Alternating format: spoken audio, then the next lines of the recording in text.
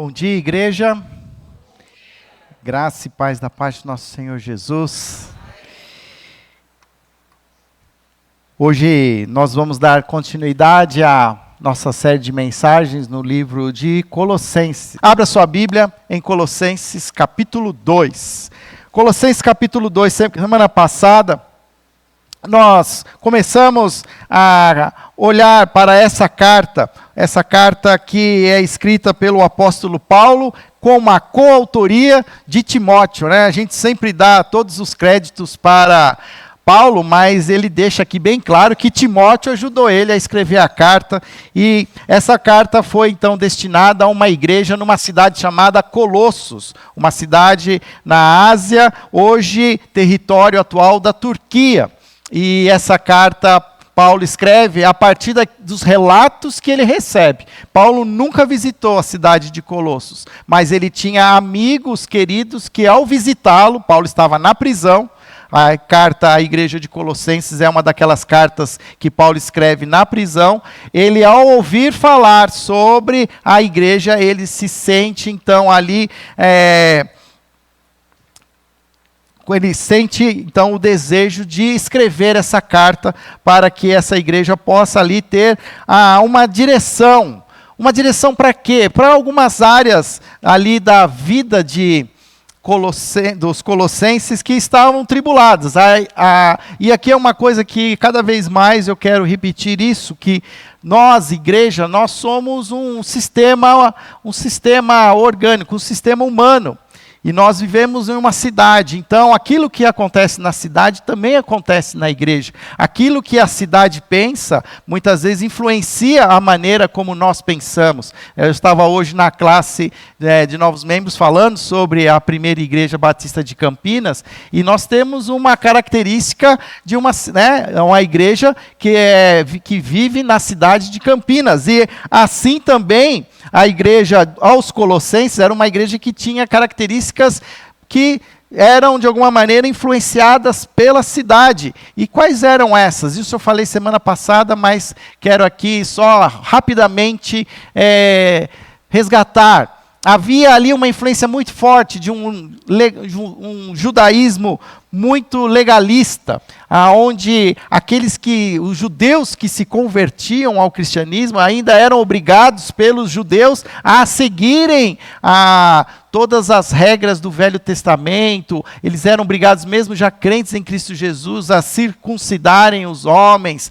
Havia toda uma crise, mas também havia um sincretismo religioso, uma mistura de crenças. Não é muito diferente dos nossos dias. Hoje é muito comum nós encontrarmos pessoas cristãs que adotam ritos e até crenças que não têm nada a ver com o cristianismo, né? Quem de vocês nunca conheceu alguém que dá uma conferidinha lá no horóscopo uma vez ou outra, ou que faz algum tipo de simpatia, né? Não põe o elefante, né, com o bumbum tem que pôr com o bumbum para a porta, né? E a gente vai meio que adquirindo esses costumes assim, nem vai sabendo por quê. Isso é um sincretismo. E a gente fica confiando nessas coisas. Ao mesmo tempo, havia também uma filosofia clássica naquele momento que falava muito sobre uma vida de imoralidade que não tinha como cuidar, porque era como se falasse assim, que a carne ela não tem... A carne, ela é má e o espírito é bom. Então, que você faça rituais rigorosos para culpar a carne, para tirar de todo o desejo e para poder ter um espírito mais forte. Era uma questão do que se defendia o asceticismo. Mas também, você vai ver hoje no capítulo 2, um momento que Paulo vai falar que até mesmo dentro da igreja, havia adoração a anjos. Pessoas que falavam que tinham visões de anjos e contavam isso na igreja. E tudo isso traz uma última consequência final, que é a insuficiência de Cristo. Porque quando você adota essas outras crenças, essas outras visões, você está diminuindo quem é Jesus nas nossas vidas. E a carta aos Colossenses, ela tem exatamente esse objetivo, de dizer para nós que Jesus é suficiente. Hoje também é muito comum nós vivemos as nossas vidas e alguém dizer para nós que é preciso fazer mais alguma coisa para ganhar aquela bênção, precisa subir no monte, precisa deixar de comer tal coisa, que você precisa experimentar um batismo, precisa ter alguma outra experiência, e qualquer coisa nesse sentido pode até ter ali o seu lugar, mas se isso estiver sendo colocado ao lado de Jesus, nós estamos diminuindo o poder salvífico de Jesus. Quer dizer então que Jesus não é suficiente, que precisa de Jesus e um batismo, Jesus e uma dieta, Jesus e uma jornada ao monte. Não. O que nós vamos entender com Colossenses é que Jesus é o suficiente. E qual é, então, a grande, ali, a chave para interpretar o livro de Colossenses? É que nós precisamos entender que há um propósito, que nós precisamos viver em Cristo, mas sem descartar a realidade de que nós vivemos também em Campinas. O que Paulo quer ensinar àquela igreja em Colossos é que vocês precisam viver em Cristo em Colossos. Qual é a regra para nós? Qual é a lição para nós? Precisamos viver em Cristo em Campinas. Cada um de vocês vive em algum ambiente, tem algum tipo de situação em que entende que muitas vezes há pressões, há regras, há algo que impõe a você algum costume, e que você precisa entender o quanto isso é importante, o quanto isso precisa ser descartado. E nós, vivendo em Campinas, precisamos aprender a viver em Cristo, vivendo em Campinas. Abra sua Bíblia, então, no capítulo 2. Colossenses, capítulo 2. Capítulo 1, nós vimos que Jesus é o centro de tudo. Capítulo 1 ficou bem claro que Jesus é o centro de tudo. E aí eu estava até na sexta-feira no meu PG, a gente estava recordando. Jesus é o centro da nossa redenção, Jesus é o centro da criação, Jesus é o centro da igreja e Jesus é o centro da nossa reconciliação. Jesus é o centro da nossa redenção, porque toda redenção exige um pagamento, exige um resgate. Alguém precisa pagar alguma coisa para que haja a redenção, e Jesus paga o preço do nosso pecado. Ao mesmo tempo, nós precisamos entender que Jesus, ele é o centro da criação. Nós precisamos olhar para a criação e encontrar Jesus na criação. Qual é a crise que existe hoje? Muitas vezes a criação está sendo evidenciada, até mesmo por critérios de sustentabilidade, de equilíbrio ambiental, mas isso tudo está ok, precisa ser, mas precisamos fazer isso também porque ali está a essência de Cristo, a essência do Criador. Cristo habita nessa criação e nós precisamos prestar atenção nisso também. Ao mesmo tempo, Jesus é o centro da igreja. Não há nenhuma autoridade, não há nenhum homem ou mulher que tenha supremacia sobre a igreja de Jesus. Jesus é o centro de tudo, ele é o centro da igreja. E por último, Jesus é o centro da nossa reconciliação. Fábio, mas ele já não é o centro da redenção? Por que precisa ser o centro da reconciliação? Porque sem redenção não tem reconciliação. Se eu não fosse resgatado, como diz lá no capítulo 1, resgatado do reino das trevas, pensa naqueles filmes que chegam lá os marines norte-americanos de helicóptero, desce naquelas cordas todas assim, e vai resgatar uma pessoa, geralmente o mais fraco, aquele que não vale nada, mas ele é um cientista, que tem lá a cura, de qualquer doença aí, sei lá qual uma que for. Aí vai aqueles fuzileiros, desce 15, morre 10, só volta 5. E você fala assim, nossa, mas precisava tudo isso. Isso é resgate, isso é redenção. Alguém está pagando o preço.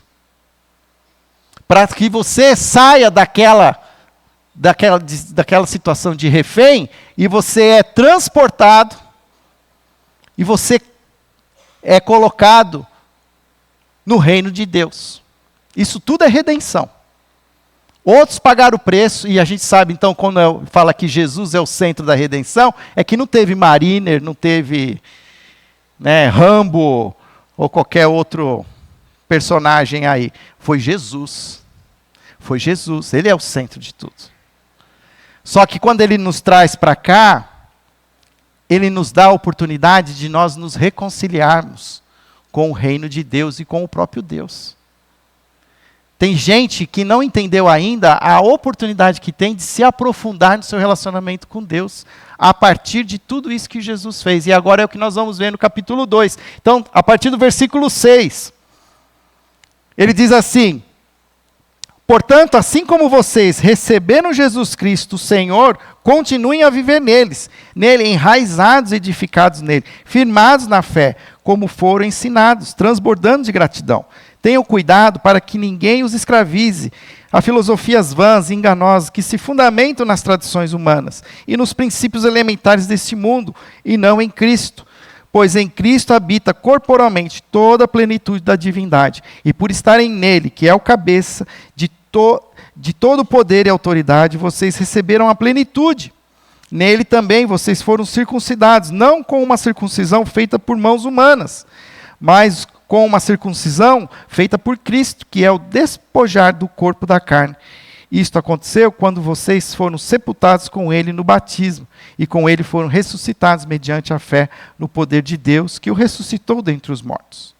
Quando vocês estavam mortos em pecados e na incircuncisão da sua carne, Deus os vivificou com Cristo. Ele nos perdoou todas as transgressões e cancelou a escrita de dívida que consistia em ordenanças e que nos era contrária. Ele a removeu, pregando-as na cruz, e tendo despojado os poderes e as autoridades, fez deles um espetáculo público, triunfando sobre eles na cruz. Portanto, não permitam que ninguém os julgue pelo que vocês comem ou bebem, ou com relação a alguma festividade religiosa, ou a celebração das luas novas, ou dos dias de sábado. Estas coisas são sombra do que haveria de vir. A realidade, porém, encontra-se em Cristo. Não permitam que ninguém que tenha prazer numa falsa humildade, na adoração a anjos, os impeça de alcançar o prêmio. Tal pessoa conta detalhadamente suas visões, e sua mente carnal a torna orgulhosa. Trata-se de alguém que não está unido à cabeça, a partir do qual todo o corpo, sustentado e unido por seus ligamentos e juntas, efetua o crescimento dado por Deus. Já que vocês morreram com Cristo para os princípios elementares deste mundo, porque, como se ainda pertencesse a ele, vocês se submetam a regras? Não manuseie, não prove, não toque. Todas essas coisas estão destinadas a perecer pelo uso, pois se baseiam em mandamentos e ensinos humanos. Essas regras têm de fato aparência de sabedoria, como sua pretensa religiosidade, falsa humildade e severidade com o corpo, mas não têm valor algum para refrear os impulsos da carne. O título que eu quero dar para esse capítulo é o mesmo título que eu encontro aqui na minha Bíblia, a NVI, que nesse parágrafo, a partir do versículo 6, o título é Livres do Legalismo por meio de Cristo Jesus. A partir de tudo aquilo que nós falamos, dessa ação de resgate, de sermos transportados para o reino do Filho do seu amor, o reino de luz, o reino de Deus, a gente precisa entender que nós temos uma outra maneira de viver. Nós já não vivemos mais como vivíamos antigamente. Mas parece que a gente traz no bolso, traz na mochila, eu não sei, traz no coração, traz na mente. A gente ainda traz aquilo que nós vivemos no passado. Mesmo Jesus tendo dito que ele pagou o preço por nós na cruz, e aqui o texto deixa bem claro que ele fez isso na cruz, na frente de todos. O versículo 15 diz aí, tendo despojado os poderes e autoridades, fez deles um espetáculo público, triunfando sobre eles na cruz. Parece que a gente ainda precisa encontrar alguma coisa para fazer sentido. Parece que tudo aquilo que Jesus fez por nós nos deixou tão livres, nos deixou tão sem amarras, que parece que a gente precisa achar alguma coisa para se amarrar, para seguir, para fazer sentido. E quando a gente fala sobre o que Paulo está querendo nos falar sobre livres desse legalismo, a primeira parte do texto, eu acho que ele já nos dá uma dica de como a gente pode ser livre disso. O versículo 6, ele é como Paulo começa esse parágrafo, e ele começa com uma conclusão. Portanto, assim como vocês receberam Cristo Jesus, o Senhor, continuem a viver nele, enraizados, edificados nele, firmados na fé, como foram ensinados, transbordando de gratidão. Nesses tempos de tempestades e ventos fortes, a gente tem visto falar muito sobre árvores que caem. E às vezes árvores até mesmo sadias. Árvores que não haviam sido nem, de alguma maneira, catalogadas como aquelas que a pessoa liga na prefeitura reclamando que precisam ser podadas. Às vezes árvores que estavam bem. Mas um vento de 80 km por hora, que não é um vento fraco, é um vento forte, sim, é capaz de derrubar essa árvore. E aí, às vezes, eu não sei quem de vocês, eu andei vendo na televisão, eu estava estudando esse texto e eu prestava atenção nas raízes dessa árvore. E era evidente que essas árvores estavam sem raízes profundas para sustentá-las. Até essa imagem que está na tela. Você acha que o vento consegue derrubar uma árvore com todas essas raízes ali, agarrando ao solo? Por isso que muitas vezes a gente tomba na vida cristã e não sabe, porque a gente não está buscando esse enraizamento na nossa relação com Deus. Ele diz lá, continuem a viver nele, em Jesus, enraizados, edificados nele, firmados. Vamos cada vez mais nos aprofundar. Eu vejo que nós muitas vezes temos um relacionamento muito raso com Jesus. A gente resolve o que tem que resolver e segue a vida. Mas a gente não tem uma relação de intimidade, de busca profunda, de conhecimento. Semana passada até disse também, né? Deu uma dica aí para os pais que querem orar pelos filhos, e que não sabem nem como orar. E Paulo ele faz uma oração linda que nós podemos usar.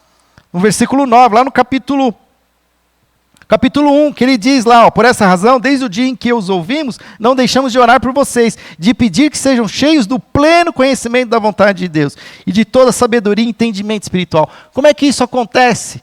É através desse enraizamento, dessa busca profunda, de querer mais.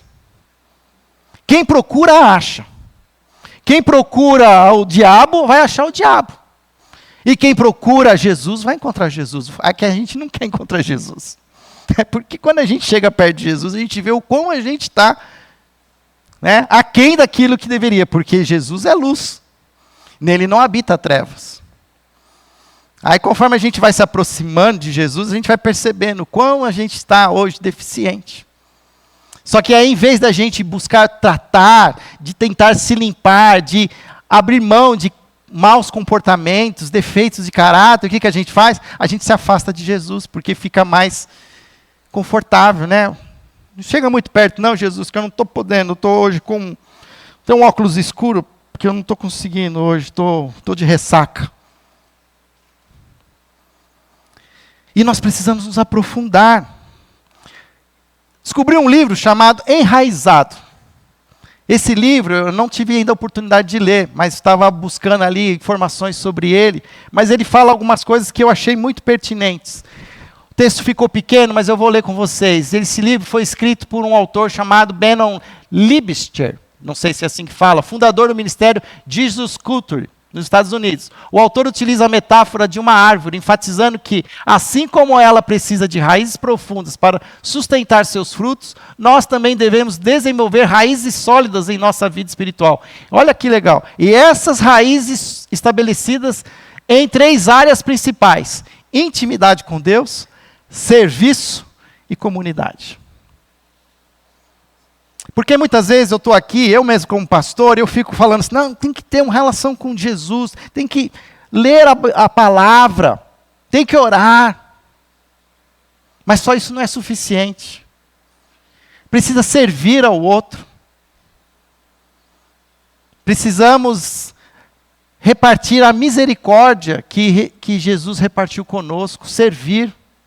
Por que a gente fala tanto de voluntariado na igreja? Porque é uma maneira de você se enraizar, de você se firmar. E não só isso, de você conviver em comunidade como igreja.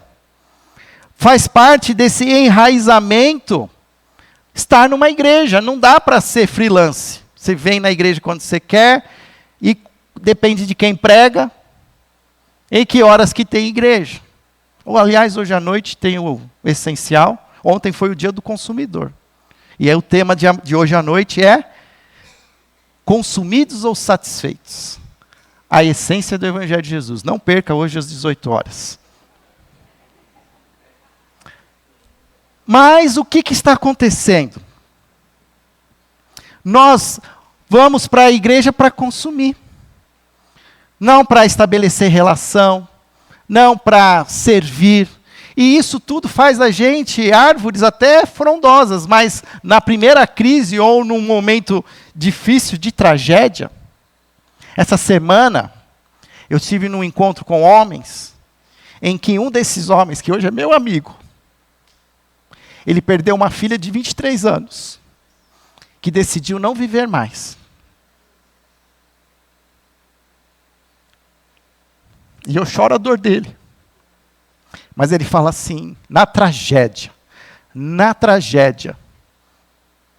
Deus me fez repensar o que significa a minha relação com Jesus. E ele falou assim, tem gente que só vai passar por isso na tragédia. Porque não ouve, não entende. Precisa algo acontecer de muito forte, onde a dor seja maior que o prazer, para que a pessoa pareça que ela se ligue. E o que eu estou aqui chorando, para você não precisar passar por uma tragédia. Para você entender que você precisa estar enraizado, se aprofundando na sua relação com Jesus. E a segunda coisa que ele vai falar nesse capítulo é, então, de fato, se nós estamos enraizados e, de fato, servindo a Jesus, estamos servindo a igreja, então, a gente tem, então, condições de ser livres do legalismo. E o que é o legalismo?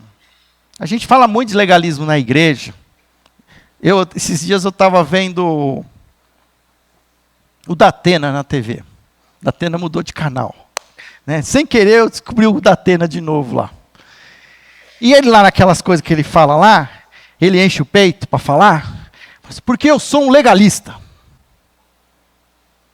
Que a lei tem que ser cumprida. Aí eu fiquei pensando, eu fui atrás, fui tentar, existe legalismo bom? Existe um legalismo que seja... porque às vezes a gente também fala tanto do legalismo de uma maneira tão ruim que às vezes o legalismo tem alguma coisa de bom. Mas até onde eu entendi, não existe. Até o Datena está errado. Porque sabe que por exemplo, se a gente for aplicar a lei, uma lei de trânsito, sendo legalista, o motoqueiro, ele bate, ele capota, a gente para o carro, socorre, aí vem o carinha da INDEC, legalista, ele multa você porque você parou em via pública em lugar que não podia estacionar. Ele está cumprindo a lei. Não pode parar ali. Mas ele está socorrendo o motoqueiro. Então, o legalismo não resolve. Porque o legalismo é você cumprir a regra, independente da crise, das outras condições. Então, a vida é muito mais complexa, gente, do que uma lista de regras, de códigos, de conduta. E para nós cristãos, parece que isso aí vai... Ainda mais para quem sofre de ansiedade, então. Põe mais umas gotinhas de Rivotril lá. Porque você vai ter que se ligar, porque se você for enraizado com Jesus, cada momento é um flash diferente. E não adianta você puxar uma cartilha e tentar achar alguma coisa para entender lá. Falar, não, o que eu faço quando isso acontece? Olha o que ele fala no versículo 16. Portanto, não permitam que ninguém o julgue pelo que vocês comem ou bebem, ou com relação a alguma festividade religiosa, ou a celebração de luas novas, ou dos dias de sábado. Estas coisas são sombras do que haveria de vir. A realidade, porém, encontra-se em Cristo. Vou pegar o contexto aqui, porque ele está falando isso para a igreja em Colossenses. E lá na igreja lá dos colossenses estava tendo lá uma crise, porque estavam falando assim, olha, não pode fazer isso, não pode comer aquilo, principalmente os judeus. Lembra que eu falei lá do legalismo judeu, do judaico? Estavam dizendo lá, ó, não pode comer carne de porco. Nós somos um povo que não come carne de porco. Por que agora vocês estão comendo carne de porco? Por que agora vocês estão celebrando no domingo e não estão mais celebrando no sábado? E aquelas festas dos tabernáculos, a festa não sei do que. Não pode. Isso tinha muitas. E a comida também, às vezes, tinha a ver até com comida que era dedicada a outros deuses pagãos. Olhando para o Velho Testamento tinha 3 tipos de leis diferentes. Não sei quantos de vocês já aprenderam sobre isso. No Velho Testamento existem 3 conjuntos de leis: as leis morais, as leis civis e as leis cerimoniais. As leis morais são os princípios universais que refletem o caráter de Deus. Por exemplo, os 10 mandamentos: não matarás, não cobiçarás, não falará o nome do Senhor teu Deus em vão. Isso é universal. Isso é leis morais. Mas o fato é que também existiam leis civis que regulavam a vida social, econômica e política de Israel, que foi dada, inclusive, pelo próprio Moisés, que era uma constituição para eles serem uma nação. Tinha a maneira como se pagava pela morte de um escravo, o que acontecia quando morria, quando alguém ficava com a terra do outro. Existia um código civil. Só que esse código civil, ele era para aquele reino de Israel, onde Deus era o Senhor. Inclusive, era quando existia a teocracia. A teocracia que significa que Deus é o chefe do governo. E Deus era o chefe do governo de Israel. E ele tinha algumas leis para Israel. Aqueles eram as leis civis. Eu não posso trazer isso para hoje, porque primeiro a gente não vive debaixo de uma teocracia. E nem o próprio Israel hoje. Israel hoje é um outro país. É uma nação democrática. Enfim. E, além disso, ainda existia um outro conjunto de leis, que eram as leis cerimoniais, as leis rituais, que se relacionavam a culto, sacrifício e festa religiosa. E todas elas, muito de alguma maneira, estavam ligadas à expiação de pecado. O matar o cordeiro, se você não tem dinheiro para matar o cordeiro, você vai matar 2 pombinhas.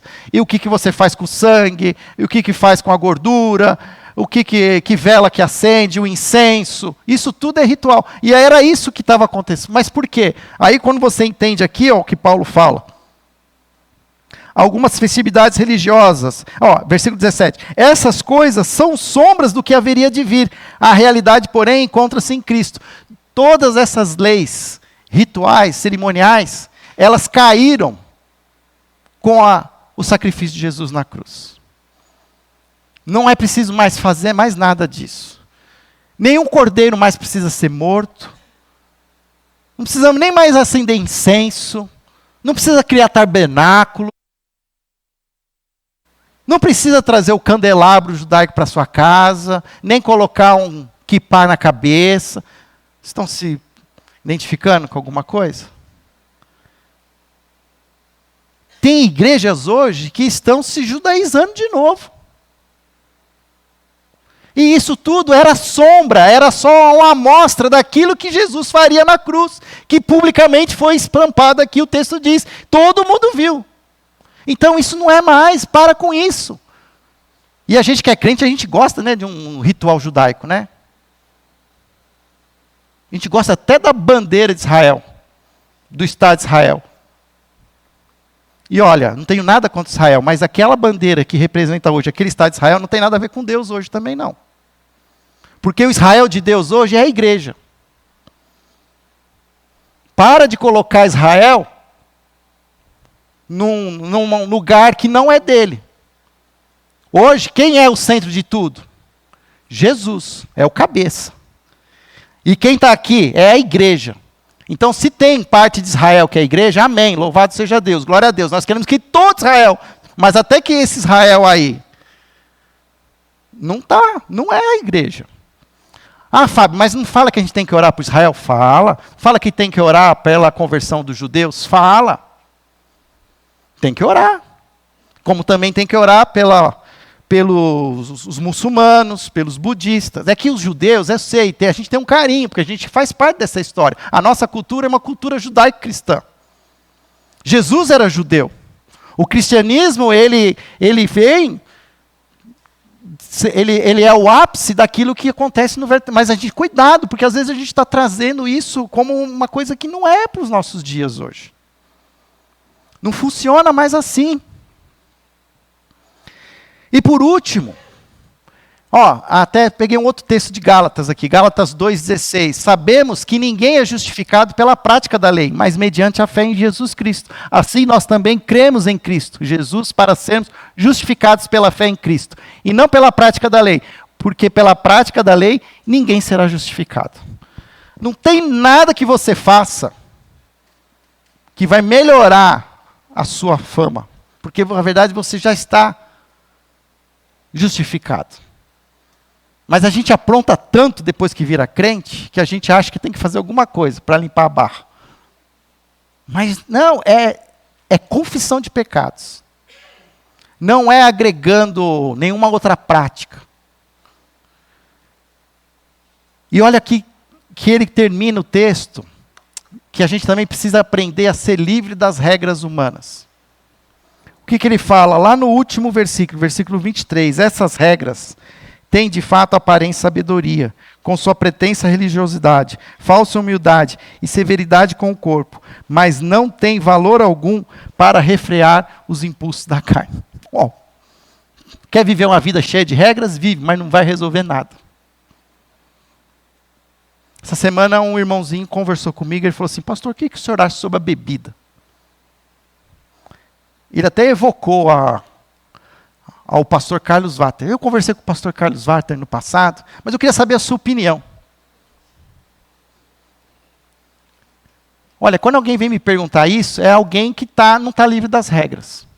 Por quê? Porque ele quer saber o que é certo e o que é errado. E se eu disser para você que não tem certo e que não é errado? E se eu disser para você que todas as coisas me são lícitas, mas nem todas me convêm? E se eu disser para você que todas as coisas me são lícitas, mas nem todas edificam? É conveniente ficar bêbado? É conveniente sair por aí? É edificante para um filho de Deus, salve Jesus Cristo, sair por aí pulando carnaval?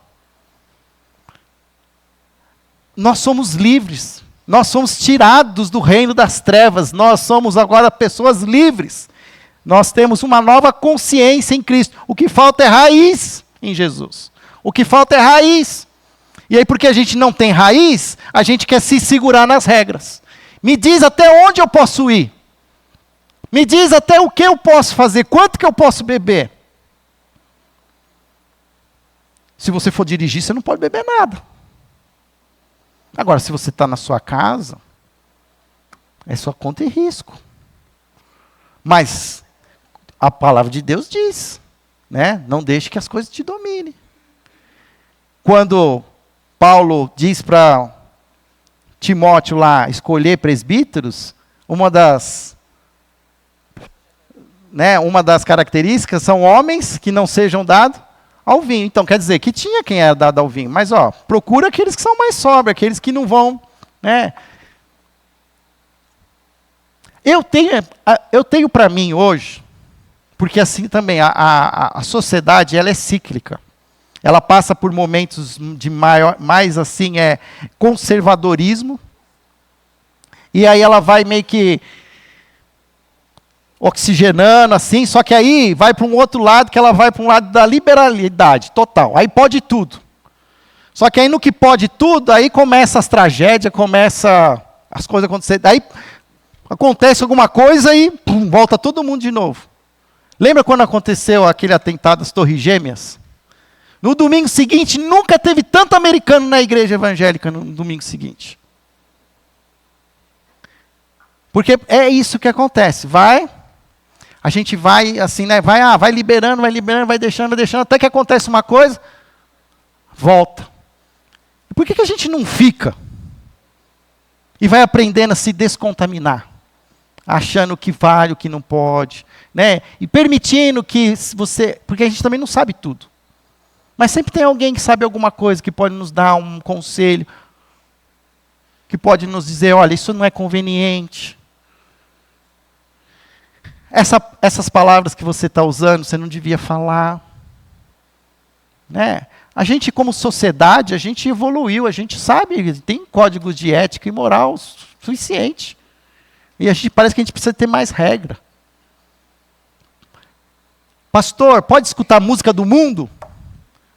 Não sei, cara, você tem alguma música que é de Marte? Você me fala, porque eu ainda não conheci, eu só vi música que é do nosso mundo aqui até agora. Mas eu entendi o que a pessoa está falando. Tem músicas que são assim, é arte pura. Agora também tem música que é um lixo. Né? É um lixo. E aqui você não vai encontrar uma lista, nem no aplicativo da igreja, nem no site, daquilo que pode e que não pode. Aqui a gente vai aprender juntos. Lembra que eu falei, quando eu contei sobre a nossa ideia, da nossa visão da igreja, nós seguimos um Jesus que é refletido em João, capítulo 1, como, e vimos a sua glória como a do Pai, cheio de graça e verdade. Esse é o nosso parâmetro. Esse é o nosso parâmetro. Graça e verdade. Nós vamos olhar com graça, mas também vamos buscar a verdade. E nós vamos tentar manter um equilíbrio, que é dificílimo, eu sei disso. Porque eu também sou alguém que fui criado dentro de um ambiente evangélico. E a gente tem o jeito de ser, que a gente quer que todo mundo se encaixe no nosso padrão, no nosso cânone. Né? E não vai ser assim, gente, e ainda mais nessa geração que nós estamos agora. O mundo mudou, a maneira de fazer as coisas mudaram, e a gente vai ter que aprender a lidar com tudo isso. Não quer dizer que liberou geral, não. Mas a gente vai precisar saber lidar. Simplesmente rechaçar, dizer que não. Tem coisas que a Bíblia fala, ela mostra verdadeiramente, ok, mas tem coisas que ela não deixa aberto. Tem pastor que ensina que o vinho que Jesus lá fez da água era um vinho sem álcool. Eu não sei aonde ele arrumou esse apêndice aí, esse anexo, esse registro. Se tomava vinho, Jesus tomava vinho, mas tem algum lugar que você vê que Jesus voltou para casa tonto? Né? Precisou que Pedro carregasse ele? Pode ser que tenha, né? Assim, que Jesus teve que mandar Tomé carregar Pedro. Né? Que eu não... Enraizados em Cristo. E quando nós estamos enraizados em Cristo, nós podemos até abrir mão dos nossos direitos. Porque aquilo lá não é o que me define, não é a bebida que me define, não é o que eu como, que eu deixo de comer, não é se eu danço, se eu deixo de dançar, não é se eu pulo, se eu deixo de pular. Mas é o meu relacionamento com Cristo. Porque quem tem Jesus e vive esse Cristo, não tem como ser alguém que escandaliza. Estou para ver alguém que vem aqui reclamar de mim, de um irmãozinho, uma irmãzinha, e fala assim, não dá para, que fulano lá é o Jesus em pessoa, não dá, eu não aguento, insuportável. Não, a gente fala exatamente o contrário. Não vejo Cristo naquela pessoa, não vejo misericórdia, não vejo compaixão, não vejo sabedoria, não vejo alegria. Mas a gente gosta das regras, a gente quer seguir as regras. Né? Mas se Paulo está dizendo... Essas regras têm, de fato, aparência de sabedoria, mas sua pretensa religiosidade, falta de humildade e severidade com o corpo, não tem valor algum para refrear os impulsos da carne. Queridos, nós vamos continuar esse texto. Larry Crabb escreveu um livro chamado Chega de Regras. Esse livro foi reeditado. O Jesus Cop comprou os direitos autorais e publicou de novo. Custa R$30 esse livro. Larry Crabb é um psicólogo cristão, faleceu em 2021, mas ele escreveu assim, a vida cristã não é sobre seguir regras para conseguir o que queremos, mas sobre confiar em Deus e desejar sua presença acima de tudo. Porque no fundo, a gente quer seguir uma regra para ganhar uma estrelinha, para ganhar um ponto positivo. Lembra quando eu estava na escola que tinha ponto positivo? Eu lembrei isso agora. Olha que velho que eu estou. Né? Agora dá um like, né? Dá um ponto positivo. Olha, a cartilha de Deus, a gente já está já com as estrelinhas lá. Salvo em Cristo Jesus. Salvo em Cristo Jesus. E cada caso é um caso. A gente vai estudar, a gente vai pensar, a gente vai avaliar, vai orar, vai procurar. Vamos procurar um pastor mais velho, vamos procurar uma irmã que a gente vê Jesus e vamos entender juntos. A gente não sabe tudo. Mas a gente vai tentar buscar sermos equilibrados em graça e verdade. Senhor, ajuda-nos a entender, Pai, cada vez mais se enraizar em Cristo Jesus. Eu acho que para mim o que mais fez sentido nessa palavra, Pai, que eu entendi hoje, é que eu ainda tenho condições de me firmar mais e mais na rocha que é Cristo, nesse solo, Senhor, que tem tudo que eu preciso para viver a vida cristã. E que eu tenha, Senhor, essa disciplina, esse desejo, não só de me aprofundar no meu conhecimento bíblico, na minha vida de oração, mas também no me disponibilizar em servir aos outros. De me integrar, Senhor, totalmente à igreja de Jesus, participando desta igreja, vivendo, Pai, a igreja de Jesus. Que o Senhor nos permita, Senhor, como igreja agora, sermos uma igreja enraizada em Cristo Jesus. Que possamos aprender a viver em Campinas, no século 21, mas também viver em Cristo Jesus. É uma cidade metropolitana, uma cidade cosmopolita, uma cidade, Senhor, de tantas oportunidades, que nós não deixemos de viver a vida na cidade, em Campinas, mas sabemos viver, acima de tudo, em Cristo Jesus. Essa é a nossa oração, assim nós oramos, em nome de Jesus. Amém.